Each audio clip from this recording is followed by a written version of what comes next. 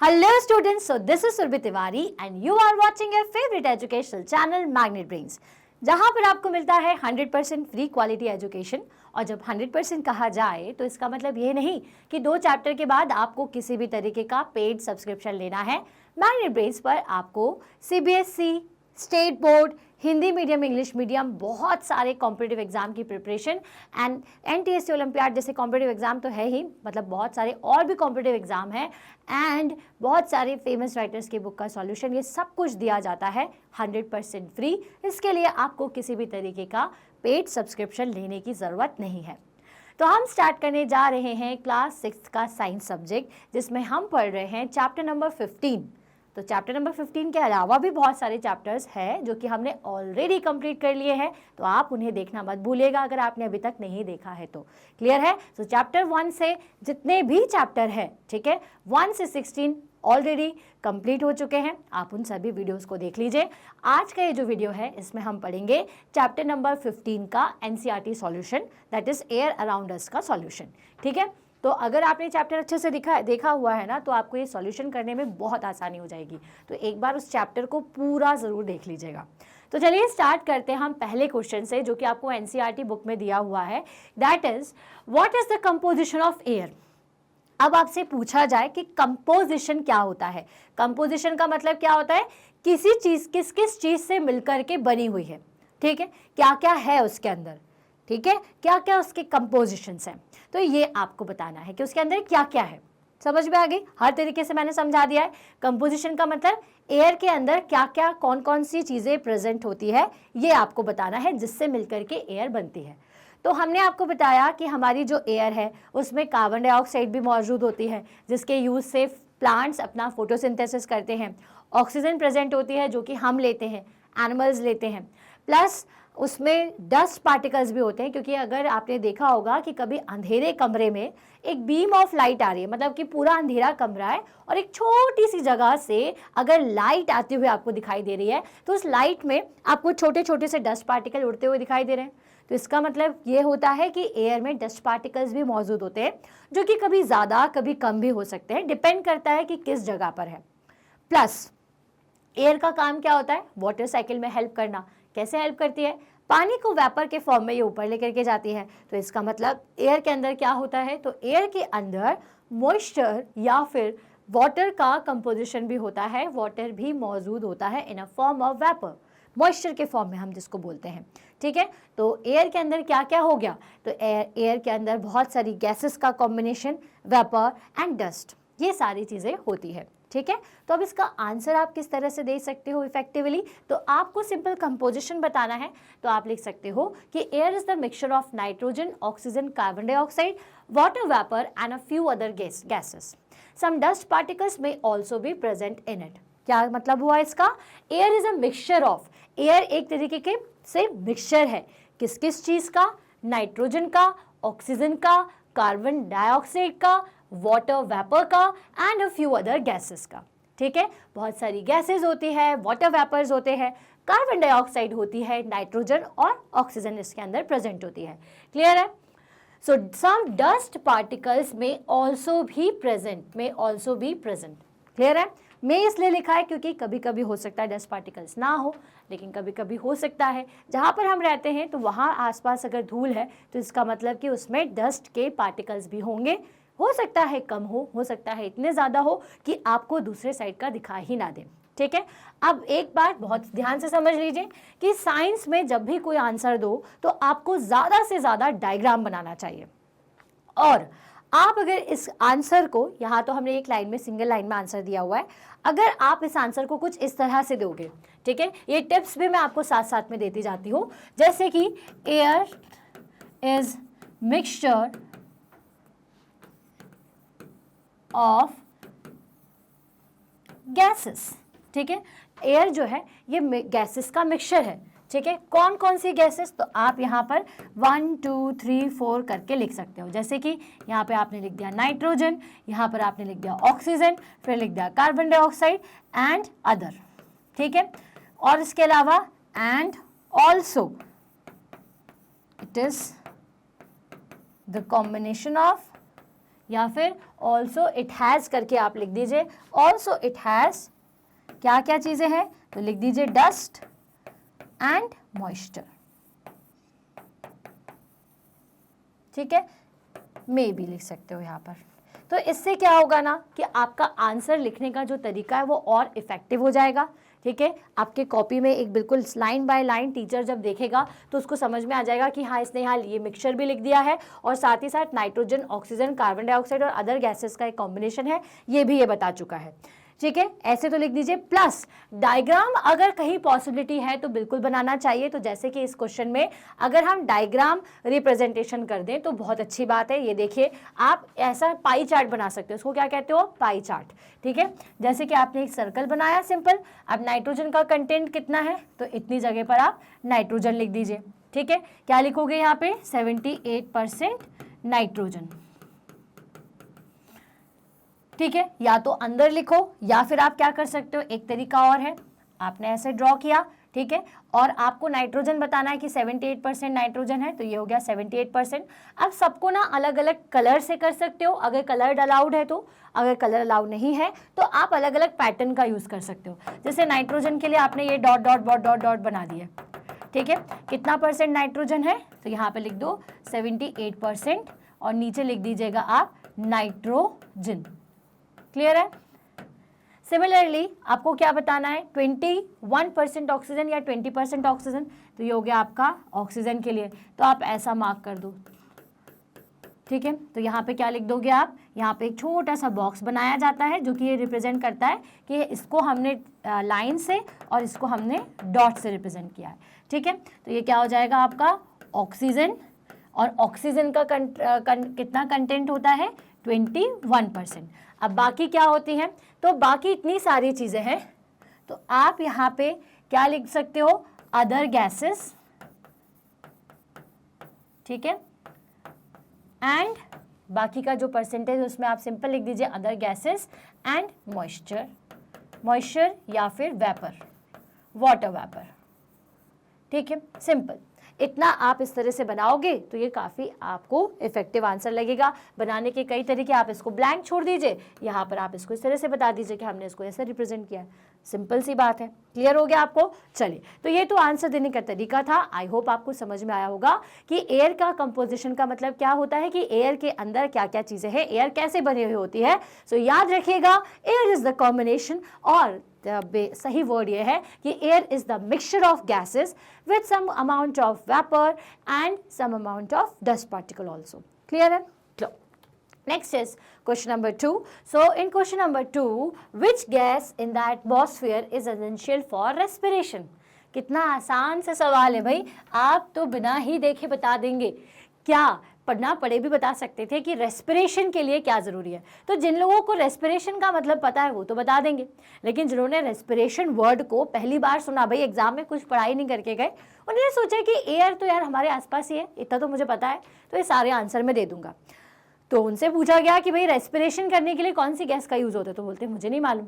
फिर उनसे पूछा गया ब्रीथ करने के लिए कौन सी एयर का यूज़ करते हो, तो उसने बोला ऑक्सीजन। तो मैडम ने उसको लेकिन फिर भी नंबर नहीं दिए। क्यों? क्योंकि ब्रीथ का मतलब क्या होता है, ब्रीथ का मतलब होता है सिर्फ अंदर और बाहर गैस को करना, एयर को अंदर और करना और बाहर करना, ठीक है। लेकिन जब आप ऑक्सीजन का यूज़ कर रहे हो, दैट मीन्स वो सही वर्ड है रेस्पिरेशन, ठीक है। तो रेस्पिरेशन सबसे पहले क्या होता है, सो रेस्पिरेशन का मतलब होता है कि आप ऑक्सीजन की मदद से एनर्जी ले रहे हो, और वही आप करते हो। जब आप ब्रीथ करते हो ना, तो बेसिकली आप क्या करते हो, ऑक्सीजन को अंदर पहुंचाते हो ताकि आपके शरीर में एनर्जी प्रोड्यूस हो सके, ठीक है। सिर्फ हवा का अकेले का काम नहीं होता, हवा अंदर जाती है, एयर अंदर जाती है, फूड के साथ में काम करती है, और क्या प्रोड्यूस होती है, और प्रोड्यूस होती है एनर्जी, ठीक है। सो बेसिकली रेस्पिरेशन का मतलब पता होगा अगर, तो आप इसका आंसर दे पाओगे। तो which gas in the atmosphere is essential for respiration, तो कौन सी गैस है भैया जो कि रेस्पिरेशन के लिए इंपॉर्टेंट है, तो ऑक्सीजन, ठीक है। तो ऑक्सीजन वो गैस होती है जो कि क्या करती है, हमारे फूड के साथ में मिलती है, ठीक है, और प्रोड्यूस करती है एनर्जी एंड कार्बन डाइऑक्साइड, जिसको हम क्या कर देते हैं, हम उसे रिलीज कर देते हैं, बाहर निकाल देते हैं।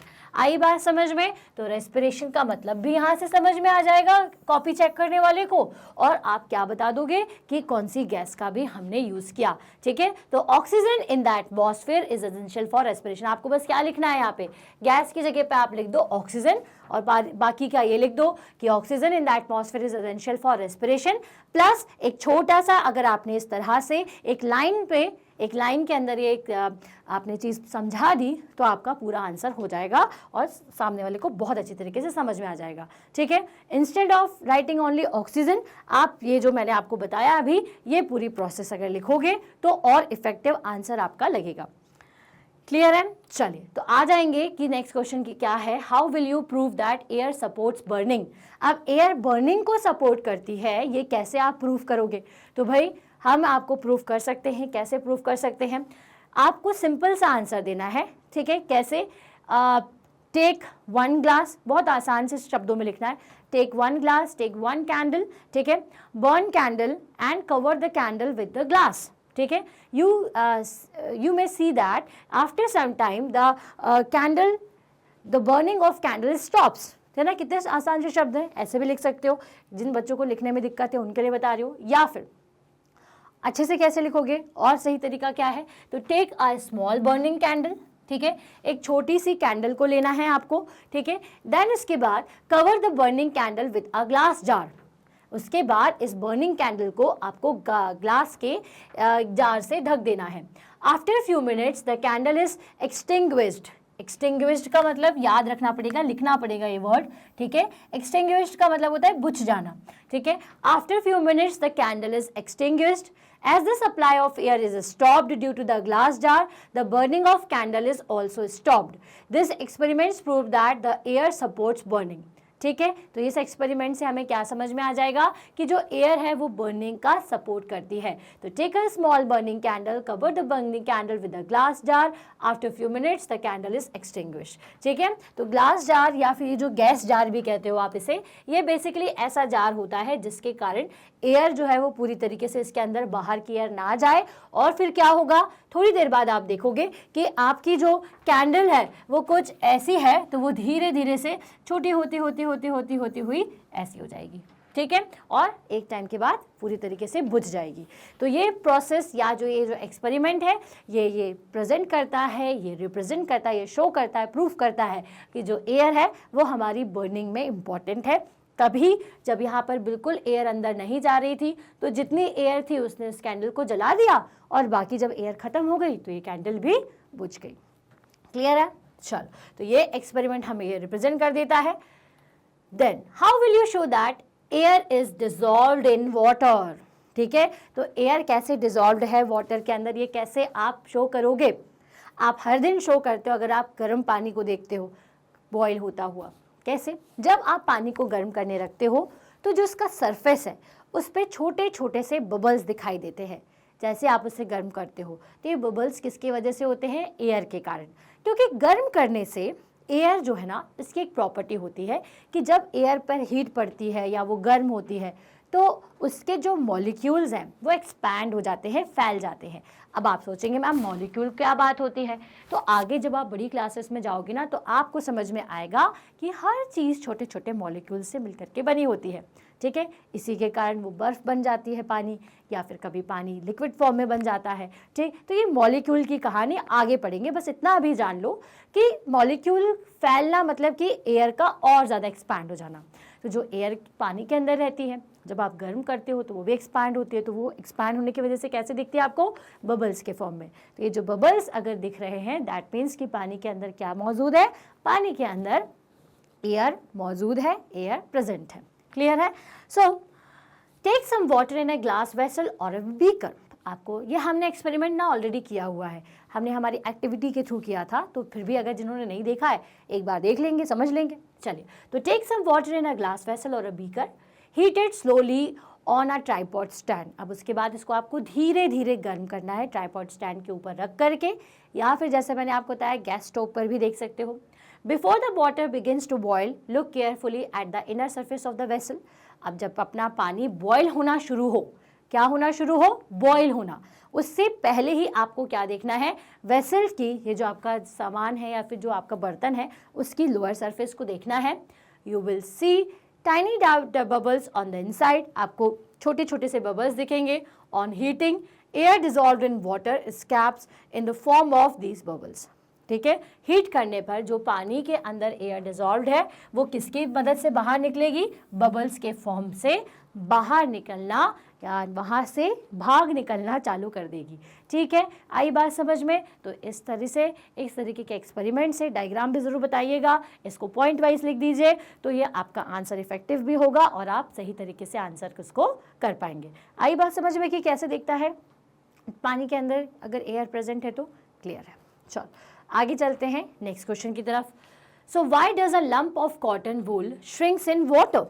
ठीक है, आपको ये बताना है कि जो कॉटन वूल होता है ना, आपके स्वेटर जैसा पहना है या फिर कॉटन का आपके पास छोटा सा पीस ही है, तो आप देखते हो कि जैसे पानी में डालते हो तो वो क्या होता है, छोटा सा हो जाता है।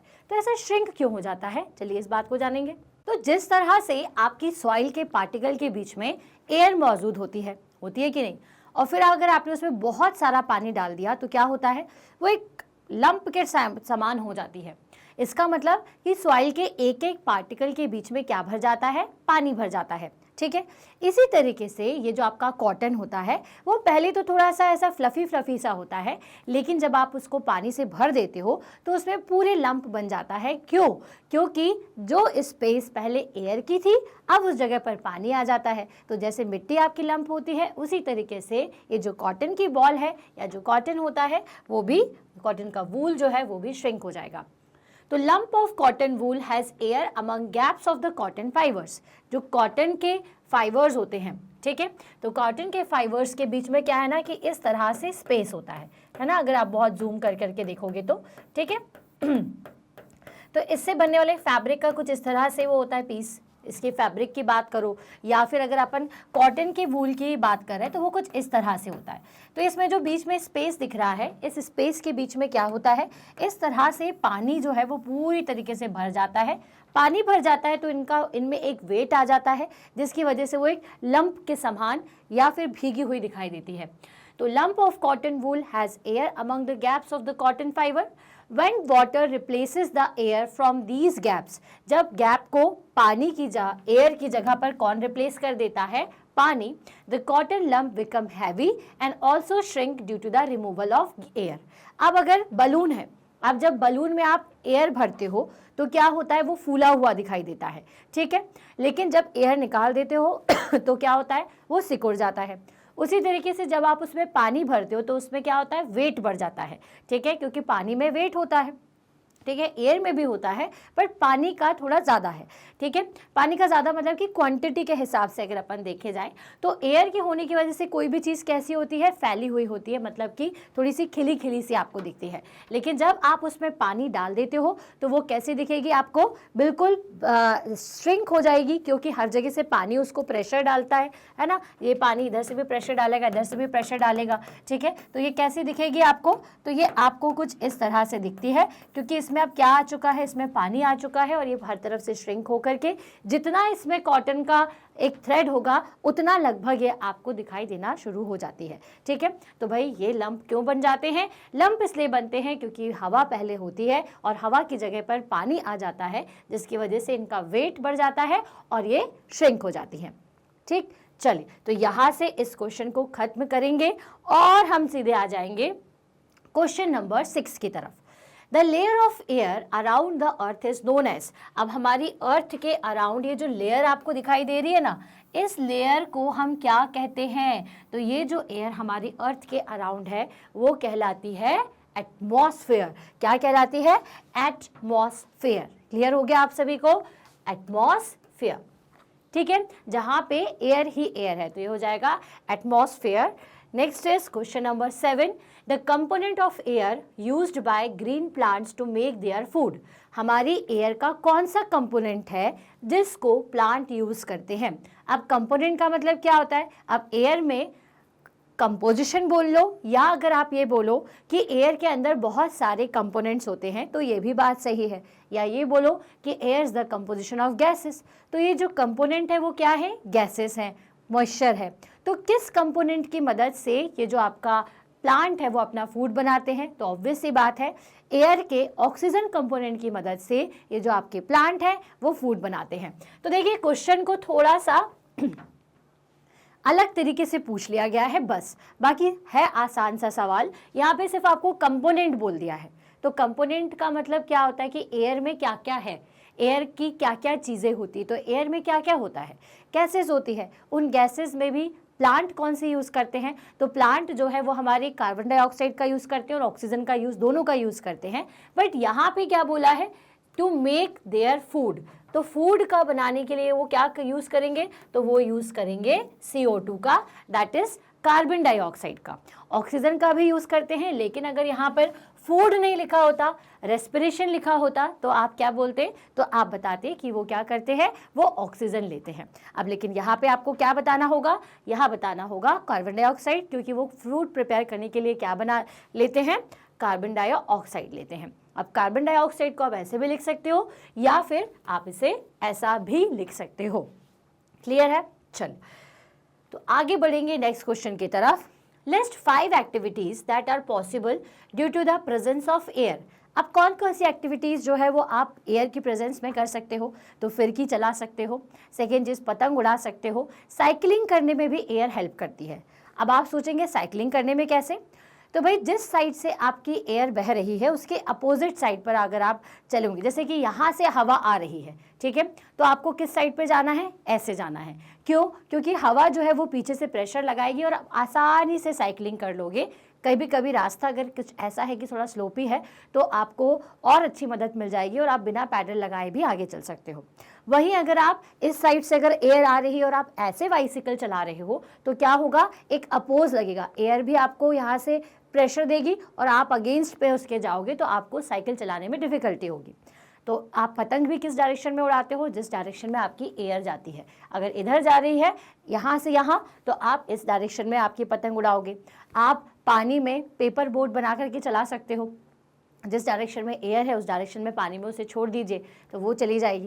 इसके अलावा हम और भी बहुत सारी यूजफुल चीज़ें कर सकते हैं। ये तो सब हमारी खेलने की एक्टिविटीज़ है, जैसे कि हम विनोइंग कर सकते हैं। विनोइंग का मतलब होता है कि बाहरी पार्टिकल्स और हल्के पार्टिकल्स को अलग करना, ठीक है। आपने देखा होगा घरों में मम्मी भी बहुत बार ऐसे हवा में अपने सूपे को ऊपर नीचे करती हैं, जिससे क्या होता है कि दाने में से कचरा जो है वो सेपरेट हो जाता है, ठीक है। इसके अलावा एयर का क्या यूज़ है? तो भाई एयर जो है उसकी मदद से हम बहुत सारी चीज़ें करते हैं, लेकिन उनमें से जो हमारे काम की चीज़ें थी, तो जो हम कर सकते हैं, काम की तो बहुत सारी चीज़ें हैं जो हम कर सकते हैं, वो सब ये हैं।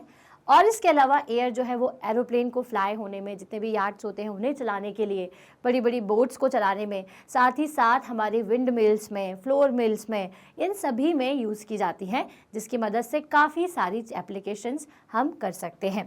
क्लियर है? So to make a simple फिरकी, to make a weather cock बना सकते हो। To breathe for survival, for burning of substances and for photosynthesis, ठीक है। इन सारी चीज़ों में जो सबसे इंपॉर्टेंट चीज़ थी जो हमारी लाइफ के लिए इस अर्थ पर ज़रूरी है, वो है to breathe of survival and for survival and for burning of substances and for photosynthesis. तो इन सारी तीनों प्रोसेस के कारण भी हम क्या करते हैं? हम एयर का यूज़ करते हैं। क्लियर हो गया? Okay, so now let's move on to our next question, that is question number 9. How do plants and animals help each other in the exchange of gases in the atmosphere? तो plant और animals कैसे एक दूसरे की मदद करते हैं, जरा ये बताइए। तो हमारे एटमॉस्फेयर में क्या है? मिक्सचर ऑफ गैसेस है। हमारे एटमॉस्फेयर में क्या क्या है? कार्बन डाइऑक्साइड है, ऑक्सीजन है। अब भाई हमारे जो पेड़ पौधे हैं वो कार्बन डाइऑक्साइड को लेते हैं और ऑक्सीजन को नाइट में लेते हैं, ठीक है। तो अभी अपन ऑक्सीजन को साइड में रखते हैं, दिन की बात करते हैं। तो दिन के समय में क्या होता है? दिन के समय में हमारे जो पेड़ पौधे हैं वो कार्बन डाइऑक्साइड लेते हैं और हमें क्या देते हैं? ऑक्सीजन। ये सब क्या प्रोवाइड कर रहे हैं? ऑक्सीजन। और इस ऑक्सीजन का यूज़ कौन करता है? ये सारे के सारे एनिमल्स जो है ये इस ऑक्सीजन का यूज़ करते हैं। अब पेड़ को क्या चाहिए है? पेड़ों को चाहिए कार्बन डाइऑक्साइड। तो जब ये इनसे ऑक्सीजन लेते हैं तो बदले में इसको क्या देते हैं? CO2, कार्बन डाइऑक्साइड ये रिलीज़ करते हैं। क्या रिलीज़ करते हैं? कार्बन डाइऑक्साइड, जिसका यूज़ ये जो आपके सारे प्लांट्स हैं वो करते हैं फॉर देयर फोटोसिंथेसिस प्रोसेस। इस तरह से ये जो एटमॉस्फेरिक बैलेंस है, एटमॉस्फेरिक बैलेंस का मतलब हर तरीके की गैसेस की जो अवेलेबिलिटी है वो एटमॉस्फेयर के अंदर बनी हुई रहती है। तो how do plants and animal help each other in the exchange of gases in the atmosphere? So oxygen released by plants during their photosynthesis, which helps us for the respiration, and the carbon dioxide released by humans and animals for the respiration, for the photosynthesis process of the plant. And in such a way they balance the atmospheric balance. ठीक है, सो animals and plant use oxygen from air during the respiration and release carbon dioxide gas in air. Animal और जो plants होते हैं वो oxygen का use करते हैं रेस्पिरेशन के लिए और कार्बन डाइऑक्साइड को रिलीज करते हैं, but green plants also release oxygen gas by using the carbon dioxide during the photosynthesis. Thus we can say that the animal and plant help each other in exchange of gases. तो basically animal और plant दोनों ही oxygen का respiration का में use करते हैं, ठीक है, और प्लस लेकिन कार्बन डाइऑक्साइड का यूज आपके प्लांट खाना बनाने के लिए करते हैं, तो ये इन्हें एनिमल्स से मिल जाती है और इस तरह से ये जो बैलेंस है, ये जो एक दूसरे का एक्सचेंज है वो बीच में बना हुआ रहता है। ठीक है, तो आप ये देख सकते हो एक छोटा सा डायग्राम हमने यहाँ पर बना हुआ है, क्लियर है, और इस हिसाब से ये एक्सचेंज चलता है और जो एटमॉस्फेरिक बैलेंस है वो मेंटेन रहता है। तो इसी क्वेश्चन के साथ हम खत्म करते हैं NCERT solution of our chapter number 15 that is air around us. इस चैप्टर के सारे ही वीडियोस को देखिएगा ज़रूर, और इसके अलावा भी बाकी सारे चैप्टर्स ऑलरेडी कंप्लीटेड हैं। इन सभी को देखने के लिए आप क्या कर सकते हैं, आप यूट्यूब के थ्रू, गूगल के थ्रू ये सारी चीज़ें देख सकते हो। गूगल पर आपको टाइप करना है जस्ट magnetbrains.com। सिमिलरली यूट्यूब पर आप मैग्नेटब्रेन्स पर टाइप करिए तो आप सीधे हमारे ऑफिशियल चैनल पर, या फिर अगर गूगल से जाते हैं तो ऑफिशियल वेबसाइट पर पहुंच जाएंगे। इस वेबसाइट पर जब पहुंचेंगे तो आपको कुछ इस तरह से स्क्रीन दिखेगी। इस स्क्रीन में सबसे पहले आपको सिलेक्ट करना होता है अपना course. So you are from CBSE English medium, so choose CBSE English medium, then you have to choose your class. आपको देन उसके बाद अपनी क्लास को सेलेक्ट करना है। So for example you are in class 6, जैसे आप क्लास 6 में हैं तो क्लिक कर दीजिए। Then next you have to select the subject you want to learn. आपको जो भी सब्जेक्ट पढ़ना है, सीखना चाहते हो, उसे आप सिलेक्ट कर लीजिए। तो कैसे सिलेक्ट कर लोगे, just click on watch now. Watch now पर क्लिक करते साथ ही इस तरह से स्क्रीन ओपन हो जाती है। ठीक है, so you can see there is a number of chapters with their topics. यहाँ पे चैप्टर के साथ सारे टॉपिक्स लिखे हुए हैं। So whatever topic you want to learn, जो भी टॉपिक पढ़ना है, जस्ट क्लिक ऑन इट, उस पर क्लिक कर दीजिए and with that you can see the video. आप इसी के साथ वीडियो देख सकते हो। सो इस वीडियो को देखने का सही तरीका है स्टार्टिंग से एंड तक पूरा वीडियो ज़रूर देखिए। पूरा वीडियो देखने के बाद ही आपको टॉपिक समझ में आएगा। और अगर आपको वीडियो पसंद आ रहा है, if you like the video then like and comment. ठीक है, लाइक और कमेंट जरूर करिएगा and share it with your friends. अपने फ्रेंड्स के साथ शेयर करिए और उन सभी स्टूडेंट्स के साथ शेयर करिए जो कि किंडरगार्टन से क्लास 12 तक आते हैं। क्यों? बिकॉज हम दे रहे हैं 100% free classes from kindergarten to class 12। सो जितना ज़्यादा हो सके शेयर करिए ताकि दूसरे स्टूडेंट्स को भी इसका बेनिफिट मिले। और चैनल को सब्सक्राइब करना ना भूलेगा, बिकॉज सब्सक्राइब करने से सारा रिसेंट अपडेट आप तक पहुँच जाता है। तो हम मिलेंगे हमारे नेक्स्ट वीडियो में, तब तक के लिए stay happy, stay healthy. Thank you so much.